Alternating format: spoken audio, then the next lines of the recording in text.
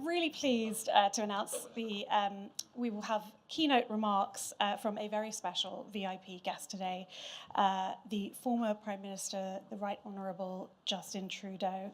After Mr. Trudeau's remarks, our panellists will join us on the stage to continue the conversation.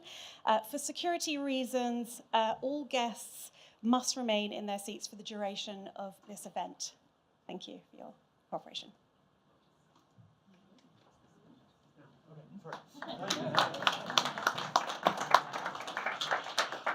Thank you so much. What an exciting panel this is that you've all chosen to come be part of. I heard about it and I wanted to come see, not because I was a former Prime Minister, but because I used to be, and therefore still am, a teacher. It was the lens with which I've done everything I've ever done in my life, because I started as a teacher. And how we empower young people and prepare them not just to be good workers into the future, but to be good, full human beings has always been what education needs to be about. Yes, work is a part of it, but play is a part of it, and being good neighbors is part of it, and being thoughtful leaders in your community. This is what education and schooling has always been about. And as we face this extraordinary disruption that AI will be, it's going to change everything. The current generation of young people is the last generation in human existence that will know what a world without AI will actually look like. For any of you who are around my age, you still remember what living in a world without an internet was. Every subsequent generation to us just grew up with internet. The AI is going to transform everything, and what we need to do is, yes, make sure that the coming generation is ready to thrive in any era of AI. But that doesn't mean, knowing what jobs we should be training them for instead, or how AI is going to change the world. It's going to be massively disruptive. It'll have incredible gains and positive things. It'll have tremendous negativity that people will have to navigate through. What we have to focus on with our young people is giving them the tools to be complete, whole human beings who are critical thinkers, who understand their value to community, how to express themselves, what the advantages of being human, the differences in being human versus being an AI or a computer. Building them up so that they can look at computers and AI as tools to help them be more themselves, instead of, as one of the directions looks like for AI, everyone becoming less themselves. All this talk about AI agents has me thinking, I don't want to give up my agency. And yet that's what a lot of people are possibly facing. So the more we prepare young people to be thoughtful about their importance, their value, to understand that as social animals, human beings, for millions of years of evolution, 200 years of us being the current form we are, we learned that it matters to be connected to the tribe around you, however you define that tribe, and it matters to have value to that tribe around you. And so many of the crises we're facing right now is because people are wondering how alone they are, and worried that they have no value, nothing to offer and shape the world around them in meaningful ways. Well, if AI takes away even more those connections between people and the value of what someone has to offer their fellow tribe members, their fellow humans, we're headed into a very dark place. So when we talk about how we prepare our young people for the future, teach them how to connect, how to understand their inherent worth, their value, and have them always looking for ways to have that positive, meaningful impact on the world around them, whether it be narrowly or massively. So we can't predict what it is they're going to be facing as challenges in a world that's going to be totally different. But we can know that in order to prepare them for that, we need to make sure they have the capacity to be full, whole, complete human beings. If they do that, value that, don't get replaced by robots. Thank you very much, everyone. Merci beaucoup.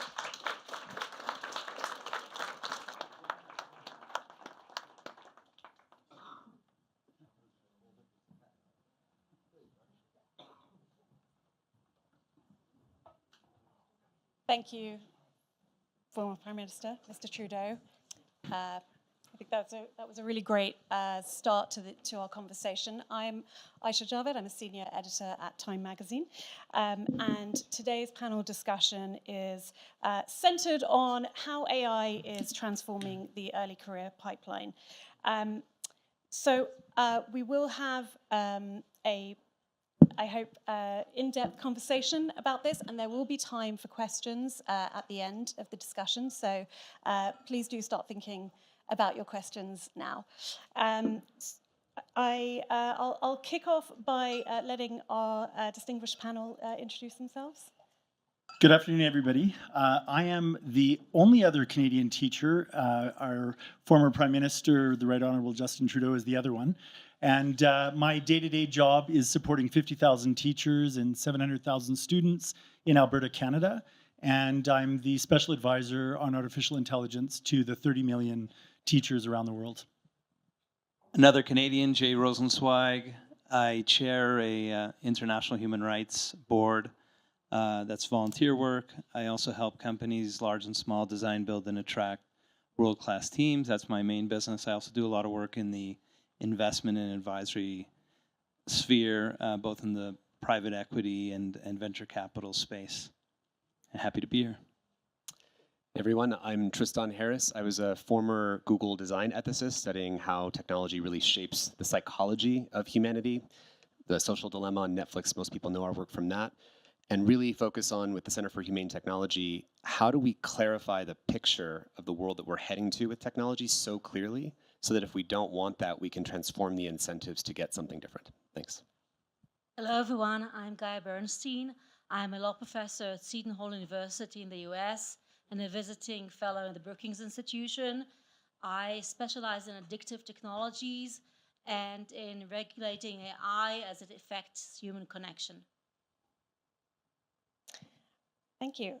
So Tristan, I'm going to start with you. A lot of people are very concerned about the impact of AI on jobs. Beyond some of the headlines, can you paint a picture for us about what this could look like, what the impact of AI could be? So I sometimes find myself in the inconvenient position of pulling off the curtain of some darker realities than maybe we had previously appraised of. And I just want to say, before I get into whatever picture we walk into, the goal of that is not to be a doomer or to talk about negative things. It's about being clear-eyed about what we're heading towards, that if we don't want that, we can choose something else. And just to say, my experience was initially with social media. So go back to 2009, 2007, 2008. My friends started the social media companies. And I saw how we were obsessed with the possible of a new technology. Here's what it could do. It's super seductive. We're going to give everyone a voice. People are going to connect with their friends, join like-minded communities. And it did do those things. But in looking at that, we didn't look at the probable of that technology, driven by the incentives. Because Facebook's business model wasn't helping people join like-minded communities and join soccer groups. Their business model is doing brain rot, doom scrolling, keeping you with whatever supercomputer pointed at your nervous system of your 12-year-old keeps them scrolling for as long as possible. And that's just the pulling off the curtain reality of what was there. So with AI, the goal of these companies explicitly, the frontier AI companies, OpenAI, Anthropic, et cetera, is not to augment or build tools that people can use. Their stated mission, if you look at their mission statement, is to be able to replace every kind of labor in the economy. Every kind of economic labor. That means doing everything that a human mind can do and doing everything that human bodies can do. Before, a tractor came for our muscles, but now technology is coming for our minds. And unlike other kinds of automation, because we say, look, we had the bank teller, we had the bank teller, and then we got the automated teller machine. We had the tractor, and then we had farmers, now we have tractors. 200 years ago, I think 90-something% of the population were farmers, and now only 2% are farmers. Humans always find something else to do, so it'll just be fine. But what's different is that this is a technology that's not automating one type of human labor, like bank telling, or just a tractor. It's automating explicitly all kinds of cognitive work. And when you go from GPT-4 just a year ago, 2 years ago, to GPT 5.2, and the step function, it just discovered a new math proof from Paul Erdős. He was on the Manhattan Project, an original math problem that he set out. AI is solving problems that we never thought could be solved. And just to close up, what that means is that the race for these companies going as fast as possible is to replace all human labor in the economy. And frankly, there's no transition plan for when people's livelihoods are disrupted and they don't have something else they can move to. There is no plan for what to do about that. Because let's retrain the humans, and maybe you buy yourself 2 years because they train into something else. But at best, the AI is scaling super rapidly to learn those things too.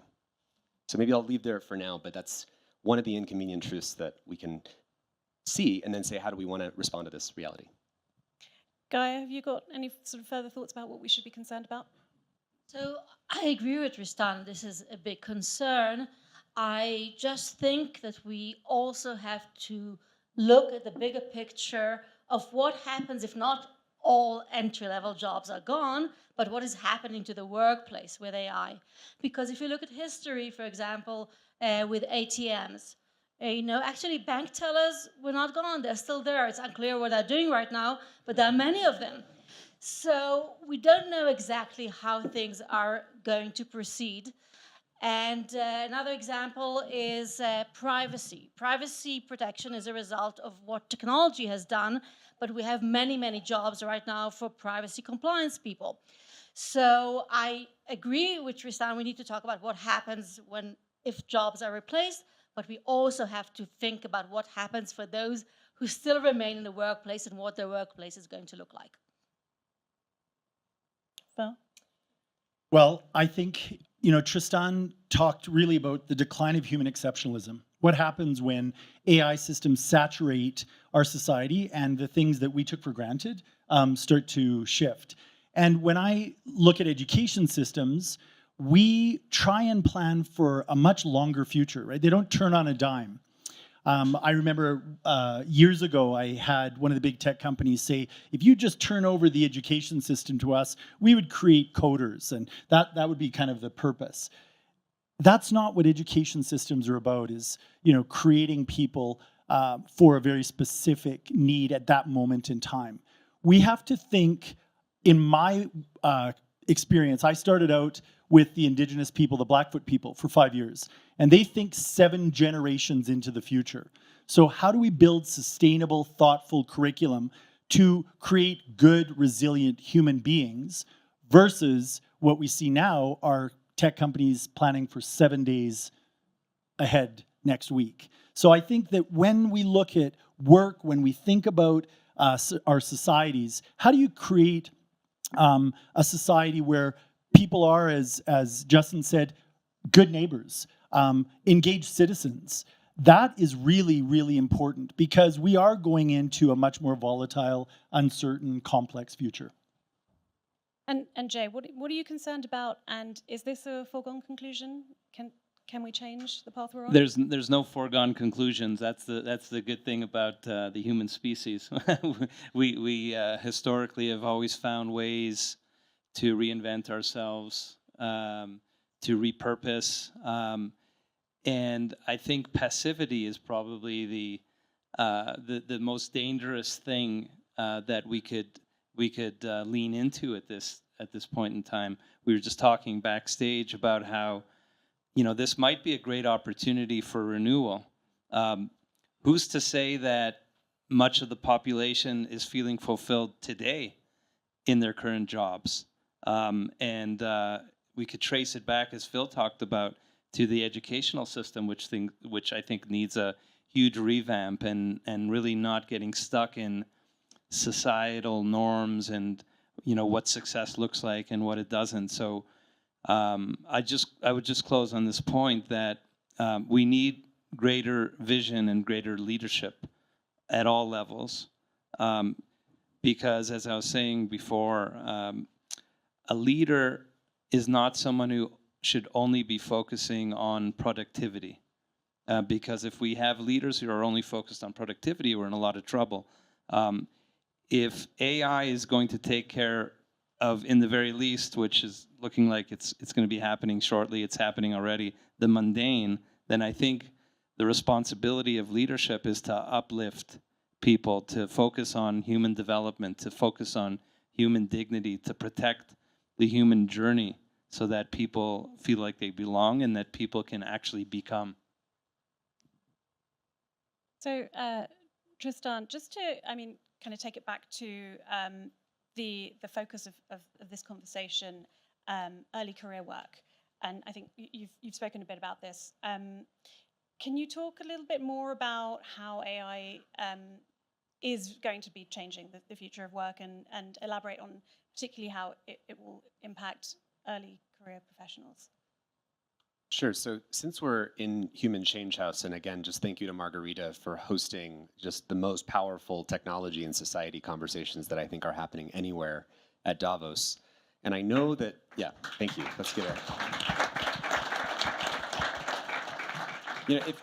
I really think if you're out there on the promenade and you just see AI propaganda, everything's going to be great. AI is going to empower creativity, bring joy, create the future.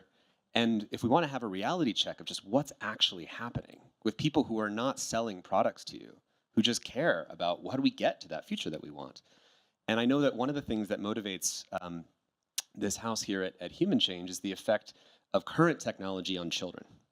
And speaking with John Haidt earlier today, that because of kind of first contact with an AI that's kind of already run away and was misaligned with humanity, which is the engagement maximizing AI, the one that keeps the kids, the entry-level workers, on their phones doom scrolling.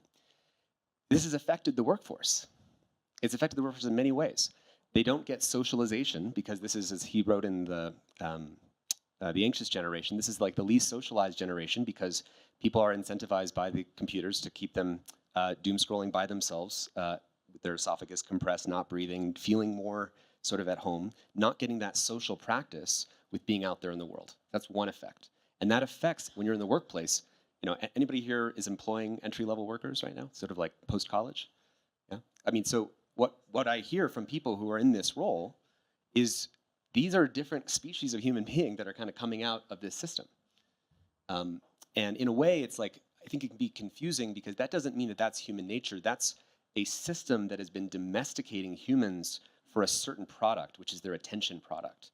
So it's made us very reactive. We don't have executive control. We switch tasks constantly, multitasking constantly. If you talk to college professors, they can't, first they said no phones in the classroom, even if they have the laptop up. That's just not enough. They're still basically doing all of the things and distracted all the time.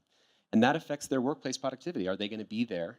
And are they going to be able to do focused work and write some report that takes a lot of work? Then you add AI to the equation, and you get mass cognitive outsourcing.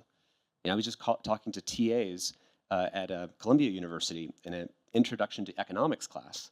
And in the final exam, he said the students couldn't even identify which is the supply line and the demand line in the supply-demand curve, because they spent all semester outsourcing learning to cheating because they were in a race with the other students for who's going to complete their homework faster so they can do something else with their time. And they even are self-aware that this isn't good for them. They don't want to do it. But if they see all their other classmates are doing it, then they're kind of forced to keep up, which is a metaphor for the entirety of the AI conversation. The hyper competition of if I don't do it, I'll lose to the other one that will, whether that's an individual student who's using AI to cheat or get ahead, or a country that wants to deploy AI to get a better military advantage, or a country that's deploying AI to get a GDP growth, so we can get that high GDP growth. But by the way, that money that's going into GDP isn't going to individuals, because it's starting to go to a handful of AI companies. And we're moving to a world where more and more of the money is going to get funneled to about 10 soon-to-be trillionaires and disempowering basically 99% of everybody else. It's a pretty scary picture that you're painting. A question for all of you. I'll come to you first, Gaia. What does this mean for society? What is the kind of broader societal impact when young people don't have the kind of human dignity and purpose of work? Yeah, I think it's important to think about what the workplace means for us, because it means different things. One option is if you have meaningful job which corresponds with how you think about yourself, with your identity. That's one option. Another option might be that you take pride in providing for your family. A third option, which we have to remember, that the workplace is one of our public squares, like schools. That's a place where community develops, where you get to know people as people, because you see them, they're pregnant, they get married, they lose a parent. That's another function that is part of all of this. So if you take these kids who are already lonely, are already not interacting with each others, and they don't get a workplace to go to, imagine how you would feel if you stayed home scrolling all day. I mean, this sense of emptiness and not seeing people also makes you less prepared to do so. Phil? I mean, when I think of some of the broader societal concerns, we have done a scoping project on AI looking at what we need to be mindful of in Alberta. And one of the two issues, actually, one is cognitive atrophy, which is the loss of some of the skills to be critical thinking. And, that for me is, at a broad scale, really concerning if that starts to take hold. Another one is empathy. Just the ability to understand other people. If your experiences with an AI companion, which is really, it's been fascinating spending the week here because such amazing speakers have helped me shape how I'm thinking of AI. And I went from thinking of it as Frankenstein, which, we've been teaching Frankenstein and it, kind of bounced back. But now I think of it as a mirror. A cold mirror. It doesn't really have anything behind it. And it's a mirror that's a sycophant. It tells you how fantastic you are all the time.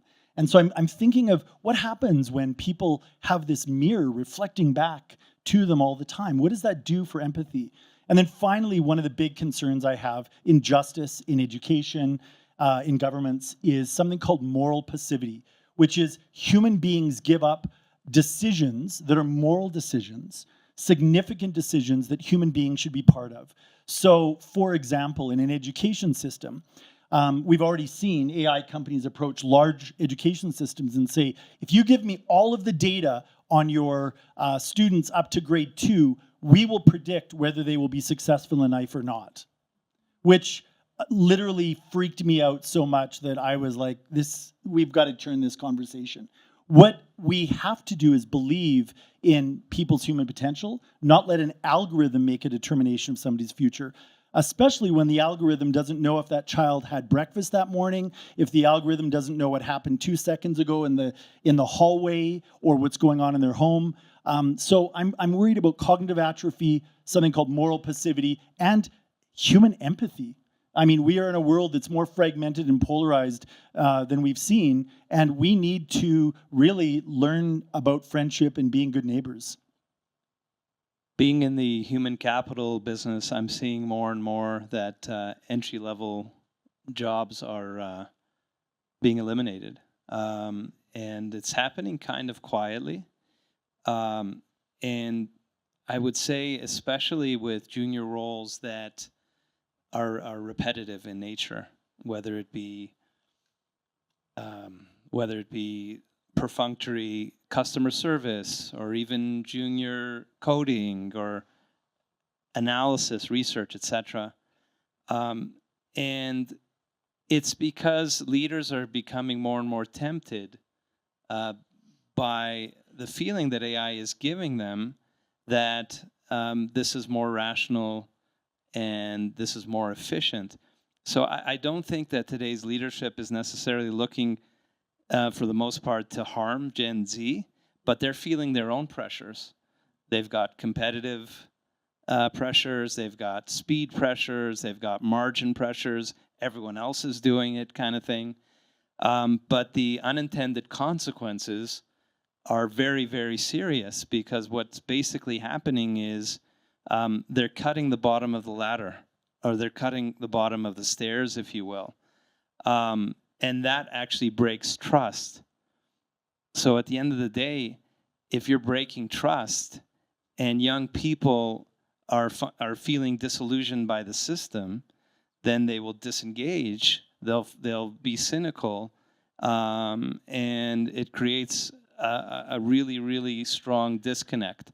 And that's a very big problem, because I worry about the future leaders of today. If they don't have the repetitions, basically because you're ruining the training structure or the training infrastructure of the workplace and of our society, and they don't get the reps, the opportunity to make mistakes, as you said, they lose empathy, they lose resilience, and that's going to be a whole different kind of species moving forward if we're not careful about it.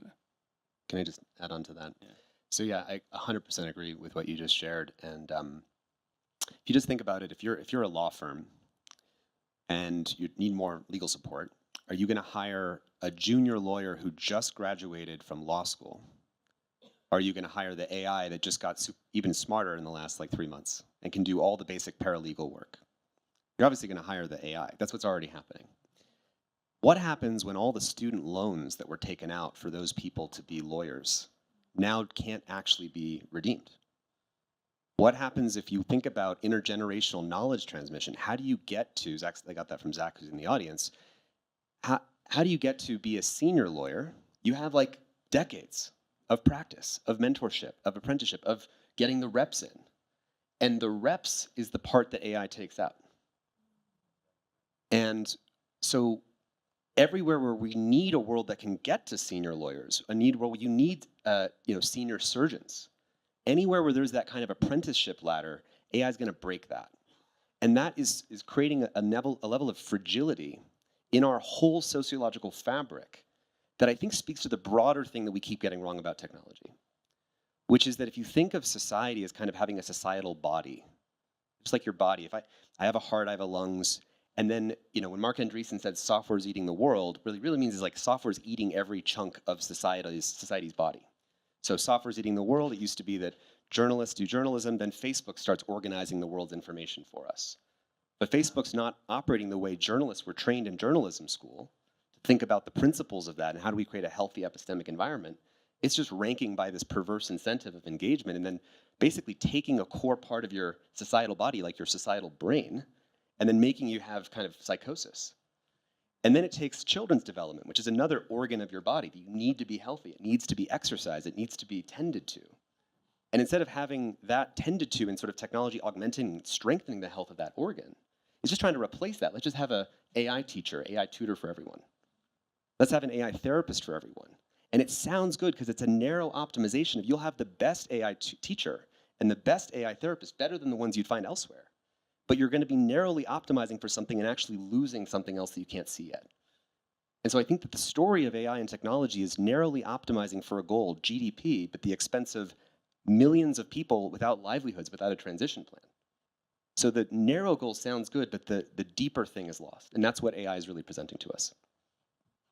And everybody who has wealth gets a human teacher, right? And the rest of the population gets an AI algorithm, right? So that displacement of humanity is really concerning. Right, and actually, just to continue on the topic of sort of education, how does this impact how we should be teaching children? I'll start with you, Phil. And what they should be learning at school, at college. How do they skill up? I mean, some of it's already been said, right? I think if we start with early developmental free play. I think free play is really important. I think we need to talk about that's how we, learn to live together, and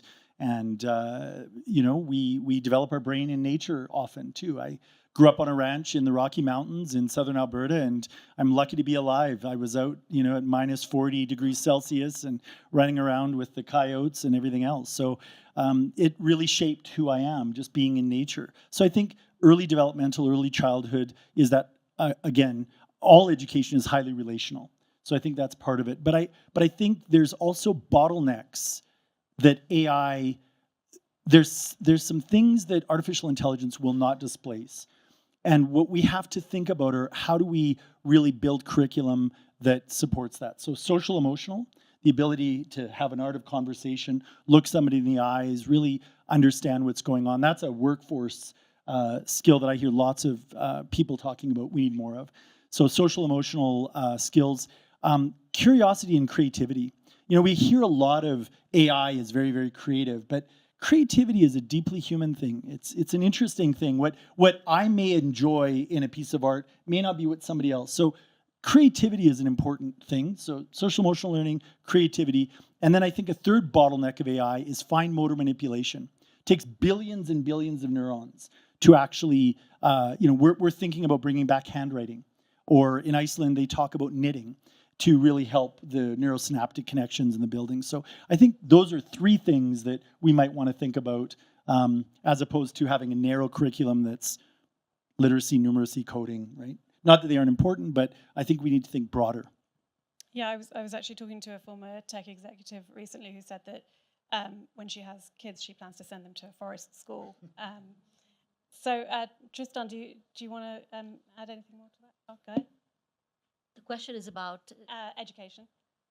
I think that I guess my focus was more about what happens. I teach law students, so I see what's happening to the market after they leave and how it's affecting them. So I think I would like to talk about the changes that happen to the market, not just what happens if they don't have a job. So I think there are two things we need to keep in mind. That since the pandemic, we have much more remote work than ever before. And if you look at the surveys, remote work affects people's ability to get mentors. They are much less likely to get mentors, and they're much less likely to get assignments. So if you do hybrid work, that's a different thing. The second thing that I'm seeing from my students when they sort of step up, and I also see this in my own workplace, is there's been a long trend of automation that's being accelerated now. So, for example, when I was a kid, I would call my father's office, the secretary would answer, I would ask to speak to him, he would dictate everything to the secretary, and she would do everything. And now, I never got to do that. I always had to do my own stuff, my own travel, my own typing. But in the last few years, especially with AI, we're seeing more and more things being automated. So we're seeing administrators being sort of let go, and nobody's hired. Basically, we are getting the jobs back. So whether it's HR person not being rehired, and now we are putting the hours into the system, or even me as a professor. There used to be somebody reserving classroom. Now there's an automated system for me to do that, and there are many. The result of this is more and more screen time, tons of more screen time doing administrative work. The workplace is becoming quieter and quieter because everybody has to do the work which many more people used to do. And Jay, I mean, what are you seeing? Are you already seeing roles disappearing?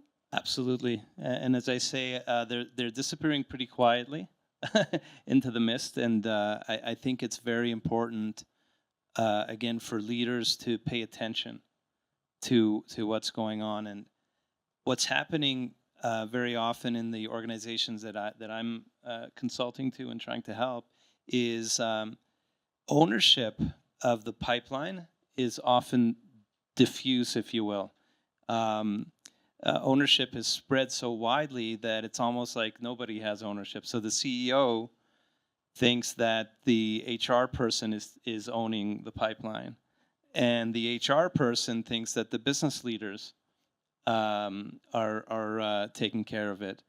And then the business leaders are figuring, well, the market and the educational system will solve these issues. And in the meantime, very quietly, the bottom rung of the pyramid is disappearing.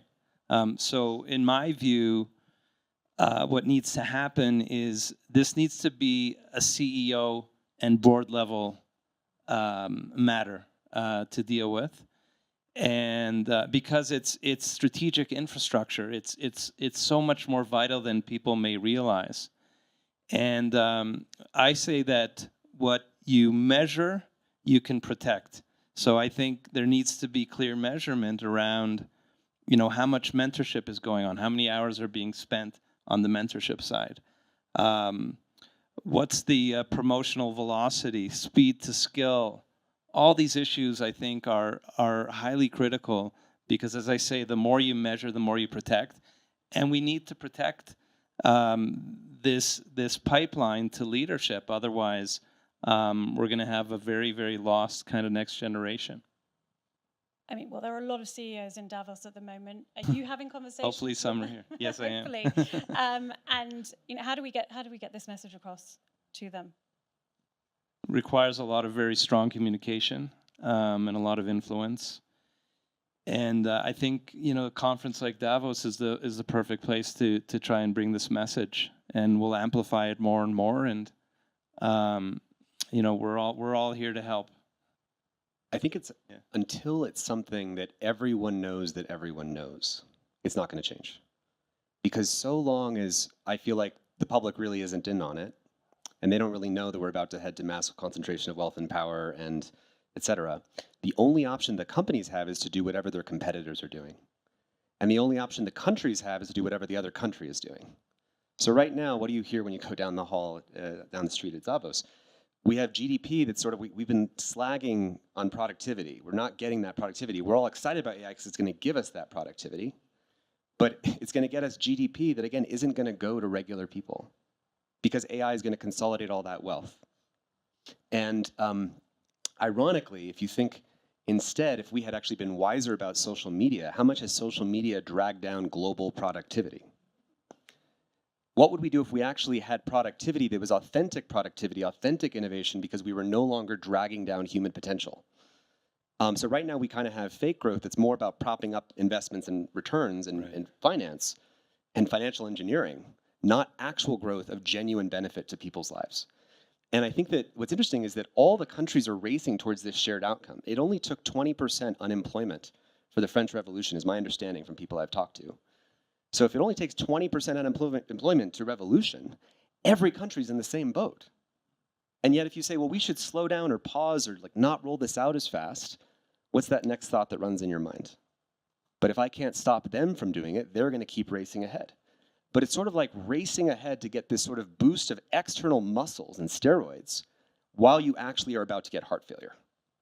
It's like a climate change issue. It's just like climate change. It's like, well, they're all using bad stuff. Bad oil too, and oil is boosting your economy. Just one last thing is, does the bigger muscles in GDP prevent the organ failure? No. Does the organ failure prevent the meaningfulness of the bigger muscle? Yes. So the upsides don't preclude the downsides do preclude the upsides. But if you had global agreement that we're basically about to have a collective organ failure of all of society, and we're currently in a race for who's better at managing the organ failure, we can do something different. And just one last frame is, I mentioned this on an earlier panel today, there's an excellent essay I recommend people read called The Intelligence Curse. So this is all about how the resource curse is noticing that in states that have resources like Venezuela or Sudan, when you discover you have oil, all the energy in that, the government is incentivized to invest in the resource. Let's pump the oil, but not invest in the people, protect the people, make the people better off. And AI is like that, where GDP increasingly won't come from oil, it's going to come from AI, which means that governments will be incentivized to invest in AI infrastructure, not in taking care of their people. And what are we seeing? We're seeing data center build-outs. We're seeing, hey, you can get a job building a data center. Hey, you can get a job training the AI to replace you. Hey, we're seeing energy prices go up because we have to funnel the energy and prioritize it for AI, not for regular people. So this is the intelligence curse. But again, the good news is that this actually affects everyone. If we collectively see that we're heading towards an outcome we don't want, it would have to be made clear to the whole world and then choose collectively something different. And I think the question of talking to leaders is important here, because when we think about tech companies, they've promised to self-regulate for years. We know that not much has happened. However, many of the companies who are using AI are not tech companies. This is not the product they're selling. So they are at a juncture right now. I mean, basically, business practices have not been entrenched. They can make a choice. And I think there are basically two parts to this. When you take away a job, you're also having fewer humans in the company dealing with your customers. Now, if you think, for example, I'm sure all of you use customer service. How happy are you when you have to chat with an AI bot? How happy are you when you have to talk on the phone to an eye which is supposed to recognize your voice and answer you? Customers are not happy now. So if you talk to leaders and not make it just a question about jobs, but make it a question about how do you want to treat your customers? Do you want to race to the bottom of human connection for your customers, or do you want to race to the top? You are posing a different question. The result for this will be basically more job for employees, but this might also be part of their business strategy. When I think of how do you convince people, it's what people. And what does leadership look like? Is it formal? Is it situational? Is it informal? I mean, there are leaders that don't have title, right? And I think you work with initially with the willing, but there is a tech broligarchy. And I was doing a big keynote, and I had a question that came, which was, does being human really matter? I think Tristan, you talked about this a little bit, that there's this sense that, maybe it is okay to completely merge with machines. And, that's very, for me, dystopian. But at the same time, I think for the vast majority of people in formal leadership positions, and I had this conversation at 8 a.m. in one of the other houses with some CEOs, they care about their children, their grandchildren, their friends. And so when it starts to become a personal thing, we see them really lean into the issue. And I think that's where we have to start to go, is the individual, and having those conversations, and conversations like this that really ripple out. And I mean, how do we ensure that it's not one rule for us and another for everyone else, when the people that you're talking about have all the resources at their disposal? Well, what I said, the wealthy have a human teacher and everybody else gets an AI algorithm, that's the very concern, right? The Matthew effect, the rich get richer, the poor get poorer, growing inequalities, all of those matter, I think. Concentration of wealth and power, like we're seeing right now, as a Canadian, really obviously concerns me, because that's not who we are, right? I think we want to, the more inequitable a society, the higher the imprisonments, the higher the teenage births, the higher the criminality, right? There's lots of issues that we could go with, but I think maybe this 20% unemployment and the French Revolution concept, we may be heading there. I did a keynote with Margaret Atwood, who wrote The Handmaid's Tale in Canada last November, and she said that very thing. She said, we need to look at the French Revolution and that as a model. And then she said to me, Phil, fear makes us feeble, so don't be fearful. So, yeah. I think at the end of the day, we need to foster conscious humans. That's the bottom line. Because conscious, resilient humans will be able to kind of deal with whatever the future holds, whatever comes at us. Phil talked about reforming the educational system. One of the things that I think is really important, I went to school, I studied in 3 languages. We did focus on math, focus on memory. There's more memory in this phone than we could possibly retain. AI can take care of mathematics. I think we need to spend more time out in nature, as you say. Focus on things like sports. And competitiveness from that point of view, healthy competitiveness, and really understanding that we're living on this tiny, tiny little mud ball, to your point about is it important to be human, in this vast cosmos that we don't even know where it begins and where it ends. So having a little bit of humility, if all of us were gone, the planet would flourish.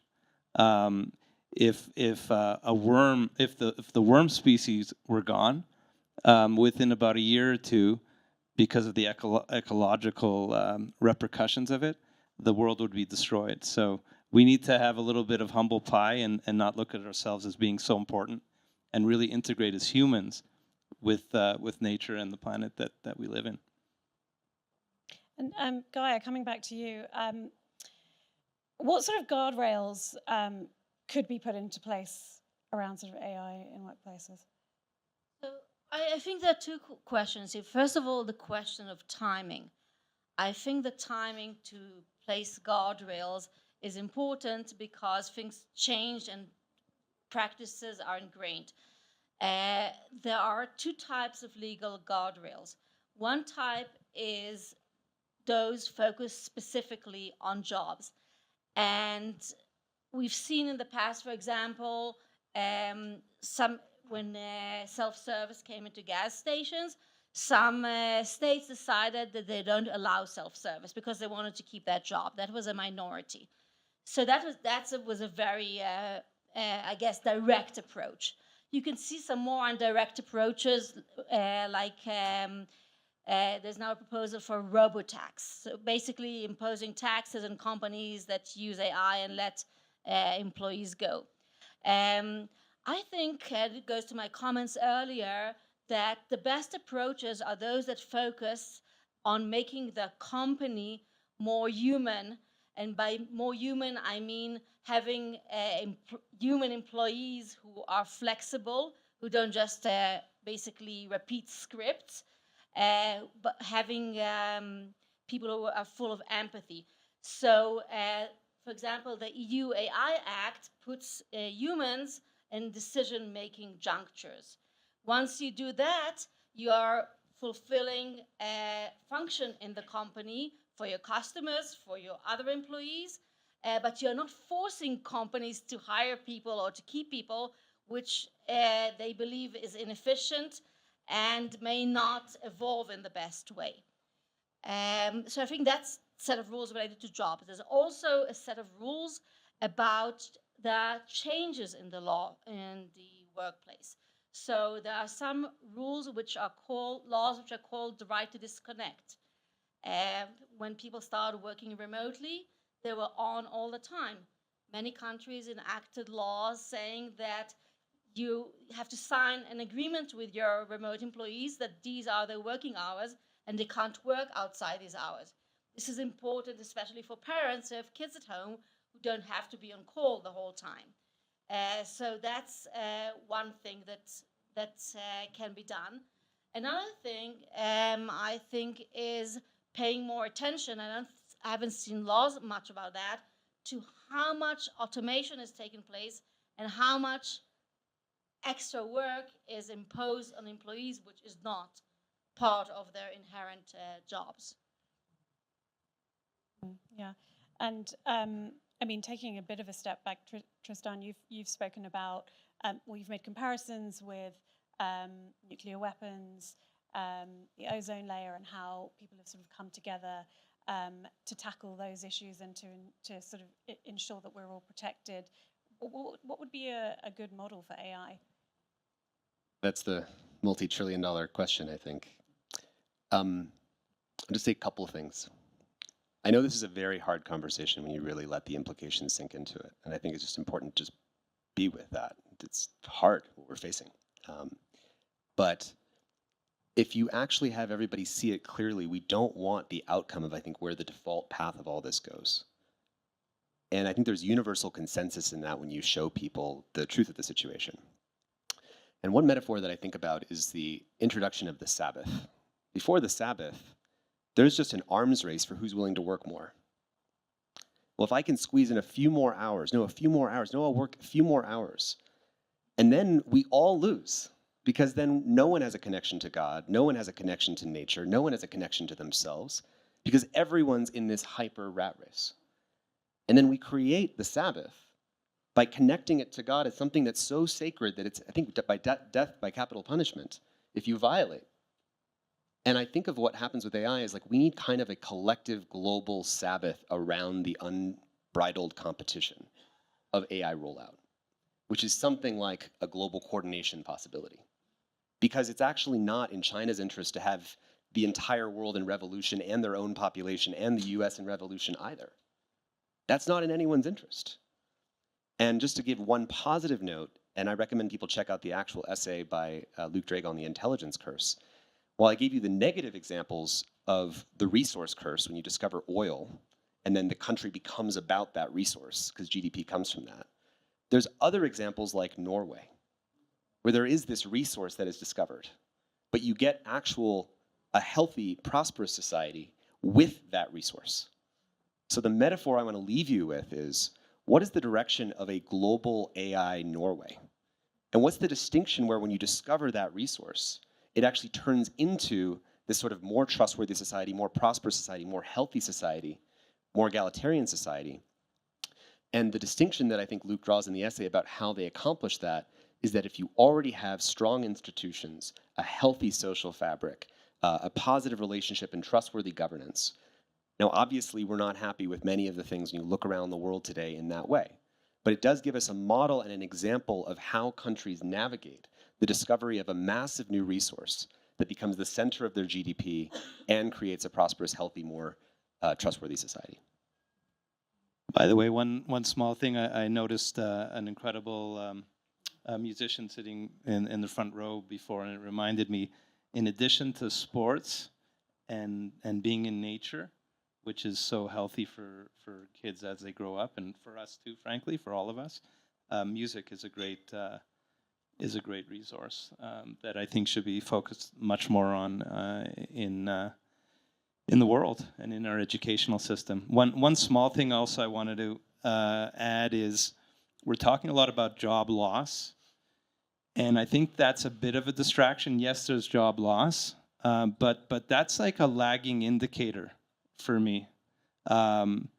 It's opportunity loss, which is more of a future-looking kind of indicator, and that's the thing that's really important to look at. I talked earlier about the importance of measurement. One of the things I didn't include, which I should have, is a commitment to ensure that there is a minimum level of entry-level jobs. And I think that needs to be measured as well as we build into our future. And just to expand on that a little bit, Jay, how can organizations sort of rebuild pipelines for those young people? Well, first of all, there's that commitment that I talked about to having a minimum level of entry-level jobs, because if you don't, there's going to be a huge lack of leadership moving forward. We talked about the reps and the mistakes people make. Like experience can't be, or leadership rather, can't be read about in a book. You need to scrape your knee. You need to have experiences. So if you're not having those early experiences, chances are you're not going to be as great a leader, an empathetic leader, inspiring leader as you could have been. Empathetic.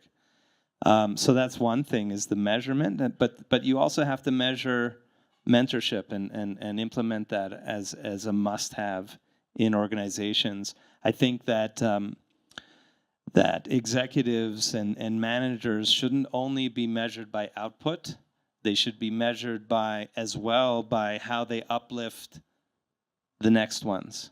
So that's a very, very big aspect of it as well. So I'd say those are two of the key things that I'd focus on as I try to rebuild into the future. I'm going to look at this as a teacher. And there's some young people in the room here. And they are thinking about their future as we're talking about this. And there's an incredible amount of pessimism in our societies around the world right now. It's like peak pessimism, actually. But we need to be somehow hope-filled. How do we think of a world? AI isn't disappearing. How do we think about a world where human beings are in the loop, where they are part of the key decision-making, they are the auditors, and that young people have a sense of agency? Because I'm worried, too, that it's like climate change in the sense, if this gets too big and too scary, we will kind of turtle. And somehow we have to be hopeful. Teachers build for the future and have to be hope-filled or hopeful. And I think that's important. That's the teacher in me looking at the young people in the room here saying, we'll get through this. And how are we going to do it? Nobody's coming to save us except ourselves. And we will commit to that. Yeah, and I think we also have to think about young people as future leaders and what's going to happen.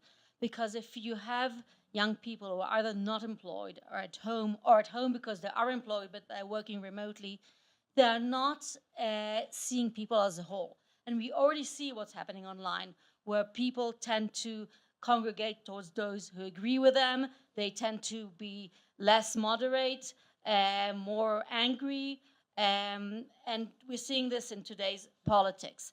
Now, imagine that that's the way young people grow up. How will they be as leaders? They are less likely to be able to seek compromise because they never see the other person as a whole person. They don't see how this person lives. They only see this person's views typed, or they never see them at all. And I think we really need to think about these functions of the workplace. As I said earlier, the workplace is a public square. It's an important place beyond the fact that people go to work to make money, or hopefully to have a job that fulfills them. So, final question. 10 years from now, what does an ideal future of work look like? And how do we make sure that we achieve it? Can each of you give 1 to 2 examples? Tristan, I'll come to you. I don't think that I know the answer to that question. That doesn't mean I'm subscribing to some doom or some bad outcome. I just mean that I think we're in a great process of unbundling a whole bunch of features: identity, status, work, dignity, sexual mate selection, that are all driven in part by this vehicle that we've called work.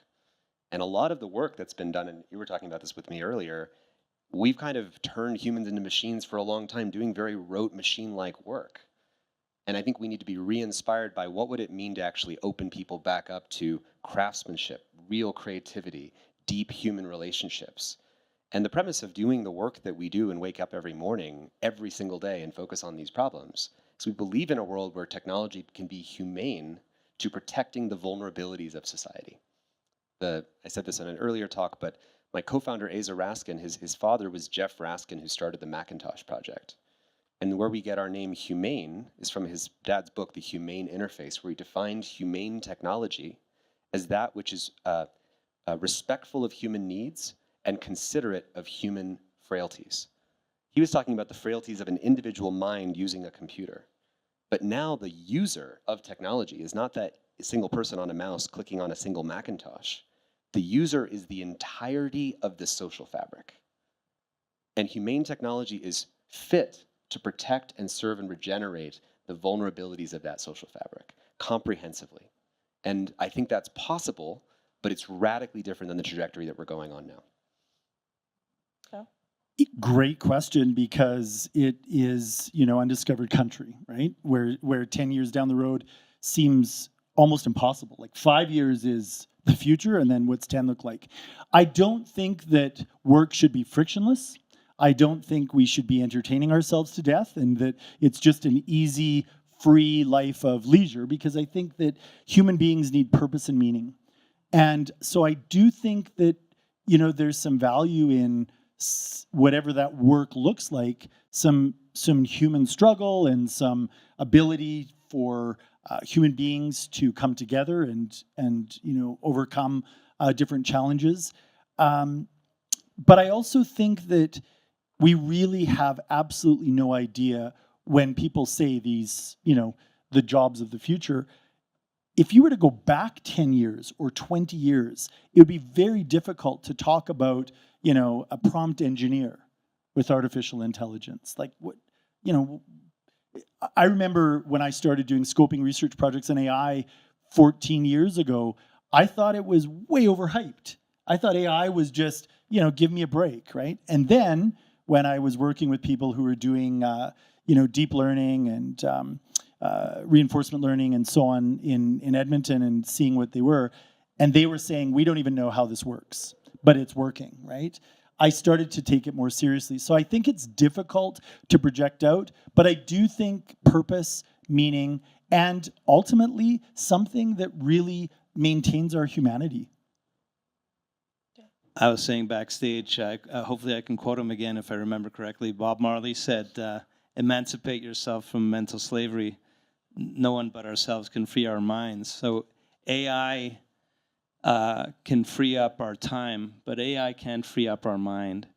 And I think that in the best case scenario, AI is taking care of the mundane, and that frees us up to be elevated from a consciousness level to where we're focused more on creativity. Because as much as AI can spit out from that point of view, I don't think it can ever match a human in terms of soul, in terms of the blood that's in our veins, and to be more loving, to be more peaceful. At the end of the day, I think there's enough food in the world to feed 20 billion people. What are we, like 8 billion people right now? We need more humanity. And I think we do have an opportunity with AI. Yes, there's an opportunity to go in a negative direction where someone in their basement can build some crazy bomb or whatever. But we also have an opportunity at this crossroads to go deeper into our inner selves and to be more human at the end of the day. Nice. So I think two things. The first thing is we would like the workplace to remain a public place. We don't want people to be working from home, from a private place. It has to remain a hub. The second thing, the workplace should maintain or even increase the qualities of flexibility and empathy, which affects not just the people who work there, but those who are working with it. For example, if you're flying and you're trying to get to the wedding of your best friend and you missed your flight, you do not want to talk to an AI system. You don't even want to talk to a human who speaks like an AI system. You want to talk to somebody who will understand the situation, be flexible and empathic, and manage to get you there on time. Great. Well, I think that's a great way to end things. We're now going to open up to the floor for questions. I believe there's a roving mic or two roving mics. We've got a couple at the back there.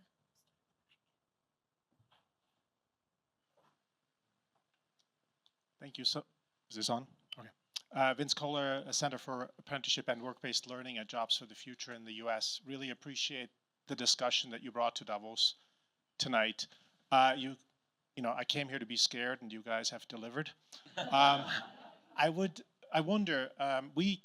My premise in talking about AI and how it affects work-based learning, which is obviously what I've been advocating for, is that it's still better to be in the workplace as a learner than not, as this massive transition that you guys are talking about is taking place. Because if you're in the workplace, the shift happens and you experience it as a learner, even as a young learner.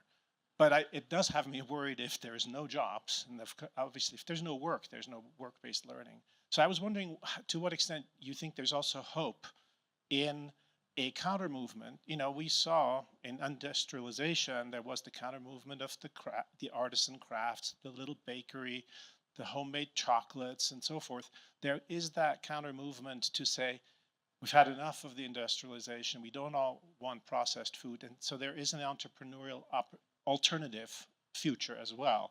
And I wonder to what extent that's a possibility of a 10 years from now future that is not AI has taken over everything and has extracted all the money from all of us and given it to a few trillionaires. So that was wondering. I think there's a business trend we can already see. Companies that are selling human connection as a luxury good, which means that if you're a higher paying customer, you're going to talk to a human, which means that certain jobs are preserved. So this means that companies do realize that people prefer to talk to humans. The question is, will this trend be extended to the idea that we should keep humans on the jobs because that's what our customers prefer?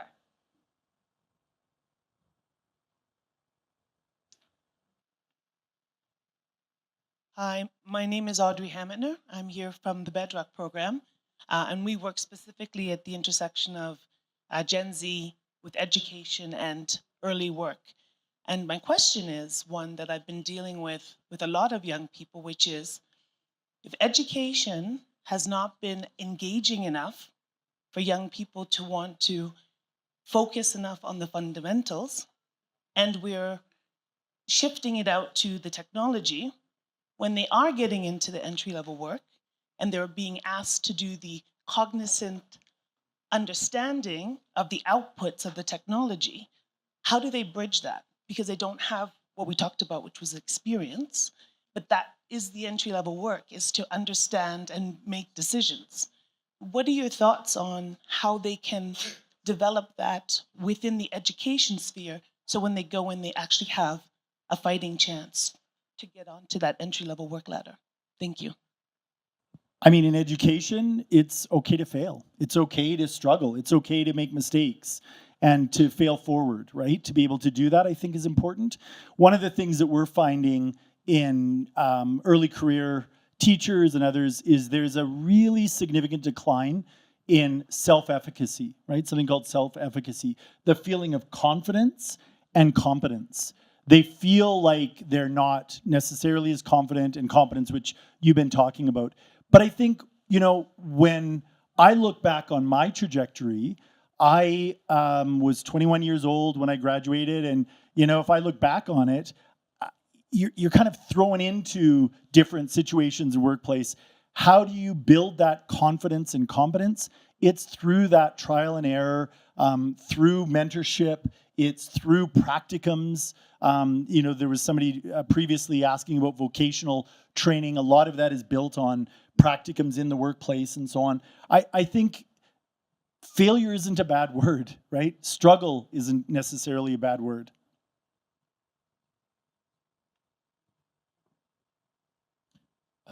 Zach Stein, AI Psychological Harms Research Coalition. So it's worth repeating this line again and again, which was said by one of the founders of Character AI, which is that we're not trying to replace Google, we're trying to replace your mom. We're not trying to replace Google, we are trying to replace your mother.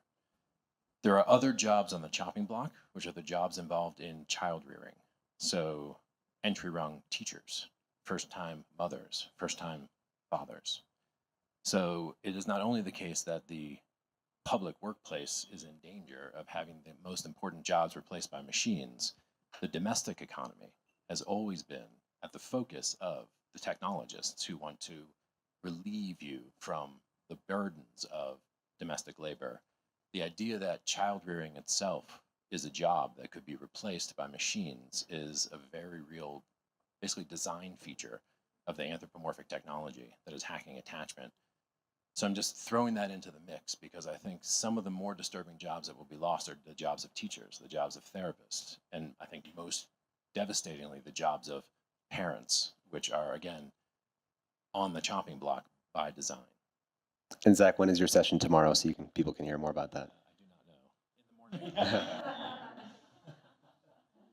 My mom's 94. She's pretty spicy. If, you know, you want to try and replace her, good luck.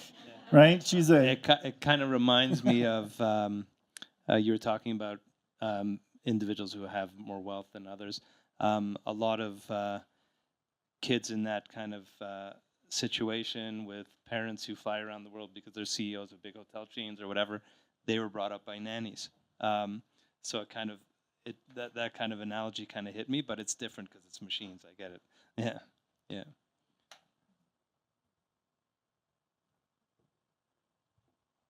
Hi, I wanted to ask you more of an economics question.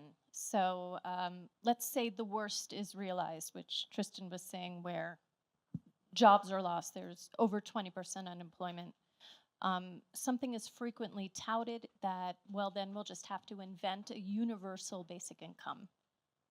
What do you think the chances of that actually ever happening are? Because I have zero hope that that's going to happen.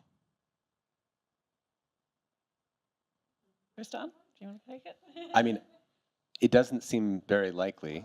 I think there's another layer to add to this, which is what happens when AI disrupts entire countries' economies that are not the United States where the AI companies are based. So let's say, even though Gaia mentioned customer service and there's a human connection we might value, but let's just say the Philippines, which is the source of tons of customer service labor, What if AI just knocked out that whole sector? So now we've created unemployment in another country whose majority of their economy is getting affected. Are we going to tax US AI companies to redistribute the wealth to every person in the Philippines? So I think that there's a very, I'm sorry for being so direct about all this, it's just that there's a very real conversation we have to have. But again, if I'm the Chinese Communist Party, I'm going there because all of this is driven by the US-China competition, the entire thing.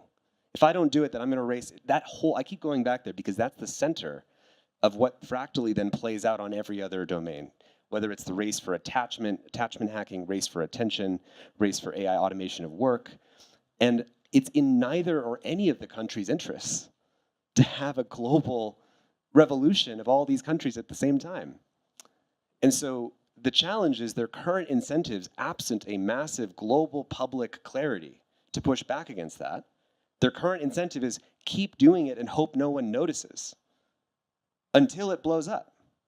And the purpose of all of this communication, from my perspective at least, is to create global public clarity so that we actually take action in advance of that. And there's a fantastic book I read a long time ago that informs a lot of my work called State of Denial by Stanley Cohen. It's called The Denial of Human Atrocities. And it's about the amazing capacity for humans to deny difficult things for good reason. It's really hard to look and confront difficult realities. And I see AI as kind of humanity's rite of passage, where whether we look at our shadow and are willing to stare this reality in the face, will be our ability to possibly choose otherwise. And will we sort of keep hiding? Or as Carl Jung said when he was asked, will humanity make it? Carl Jung responded, if we're willing to face our shadow. So I think this is not just what do we need to do, but who do we have to be to face this situation and take the right action?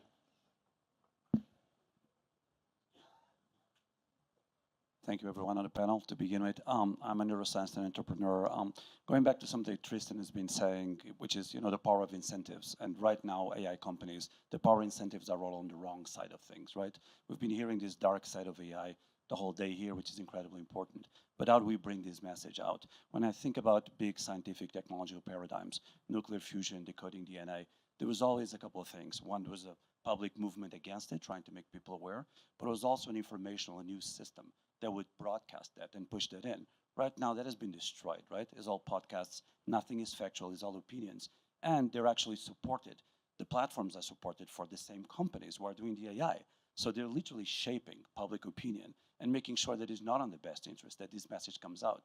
So one question to, from an education field, you, Tristan, has been doing a great job on this, but how can we catalyze this? How can we go back to actually amplify this message? Because it's not going through, and we understand why it's not going through structurally, right? I'll just briefly say something, just to jump in. Later this year, I'll just say, there will be a major wave of global public awareness about AI. When that happens, we need all of you and the whole world to spread that message and to turn a moment into a movement. And I hope, and we need people who are movement builders to be able to create that counterculture movement like you're talking about. With the nuclear weapons situation, we had millions of people in Central Park for the nuclear freeze movement. But nuclear weapons had already had a mushroom cloud. We had already seen Hiroshima and Nagasaki. AI is a blinking cursor that tells me why my baby is burping and why it helps me every day. And so the benignness of what our current experience is, plus, as you said, the $1 billion marketing budget alone this year that OpenAI will deploy just for marketing, on top of the daily footprint of positive benefit. It's really hard to feel critical of this technology because the blinking cursor isn't the problem. It's the arms race to release the most powerful, uncontrollable, disruptive technology we've ever invented faster than we deployed any other technology in history, and under the maximum incentives to cut corners on safety. That is the existential threat. And we need your help later this year when this public moment happens to help spread that message. I'm excited about that public moment. One small thing I wanted to add is business people care about business. They care about money. And if we could make the business case that we're headed toward economic disaster if we continue on this path, then we could probably get an audience. And I think there's a paper to be developed on that issue. But more importantly, as we talked about, is not the economic failure, but is the human development failure, which I won't continue on with because that's kind of what we've been talking about. But that's the thing that I worry about most. When I think of, Ricardo, how do you change things? It, for me, is whatever the problem, community is the answer. And when I think of Joe and Daisy, who created Smartphone-Free Childhood in the UK, they worked within their community.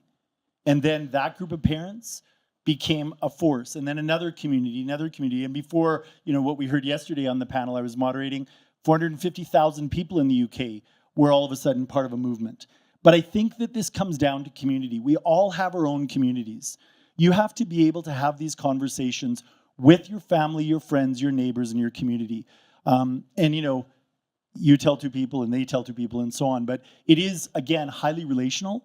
And we're seeing more and more trust networks. Like it's really interesting for me how, I'm a connector, right? I'm boundary jumper. I have lots of friends in lots of places. And I find that trust networks, in a world where disinformation and misinformation is pervasive and where there's lots of noise and very little signal, it is and Jay and I have done this. We've got on the phone together 2 or 3 times, and I'm like, what do you think about this, Jay? Right? Because we got to do more of it. Yeah, we got to do, but I trust that, or finding these quiet moments with Gaia and Tristan and Mitch and Zach and others who have this deep knowledge, who you trust. I think those conversations in those communities start spreading out, because this is not something, I think, as you said, Gaia, to keep private. It's not something we need to be, and Tristan, the more public we are, but in our communities, because where do we live? Right? It's in our communities. It's overwhelming to think, well, we'll go to Davos and we'll, speak on a stage. I mean, that will affect this room and some people in the room. But when you go home, each and every one of you in this room actually has a responsibility, which will give us the ability to respond by going and having the conversation that we had here today. Yeah, and I want to follow up on the community issue, because there is a community that's really affected, and these are university graduates. The statistics show that they're not finding jobs. Now, young people, when it came to social media, to time on screen, were not the most active group. It was parents. They were not active because they didn't know anything better. But university graduates are different. They did not expect this. They're shocked by the reality they're facing now. So I think this is the group where we can hope to see movement and a call for change. We have time for one last question, and then we can do maybe a lightning round of responses to it. Okay, super quick. The farmer in the crowd here, so interesting around the table talking about university level, and it was exactly my question. So coming from the farm level and thinking about entry-level work, it's a very different play on AI. We have troubles getting workers in because it's not a glorified job. And I think I can speak for the trades and everybody, a lot of hard work, that's a lot of lost to pieces. But, the tractor example replaced people. The trades and the front line kind of some of the primary producers has always been in jeopardy of technology taking their job. And it's a really interesting time to think about. Right now we're challenging the university educated, challenging their job. So it is an adaptation of thinking about that. But I think it's an awesome opportunity to think about, okay, how about a bigger focus on taking away some of the work we really don't like? Agriculture and the food tie to people and populations, 1 or 2% really across the globe right now, and think about getting your hands back in the dirt. I'll gladly bring some of these university educated people out to the farm to shovel some dirt and move some potatoes and, shovel some other stuff that's not as pleasant. But anyways, I'd just comment on that, like shared work. And then the last comment I wanted to make really quick is just part AI, part people, like sharing roles in the workforce. Does anyone want to respond on that? I'll go. I mean, first of all, Chris isn't just a farmer. He's the Global Farmer of the Year, and he's actually my neighbor in Alberta. So I feel pretty proud of him and his wife, Kira, and their family. I think this idea of what occupations are exposed to AI? What is the complementarity of AI to those occupations? What does it look like for manual labor? For, I mean, I grew up on a ranch and it is not easy. And, there's only one of the 5 kids that stayed on the ranch to be the rancher, and others, we went as fast as we could to get PhDs and get educated. But I think that there will be a movement to stable jobs. I think there will be jobs that will turn over quickly. And I think people will start to look for what occupations or jobs is there more stability in. I think coding and economists, I think that paralegals, and, they have high probabilities of being displaced.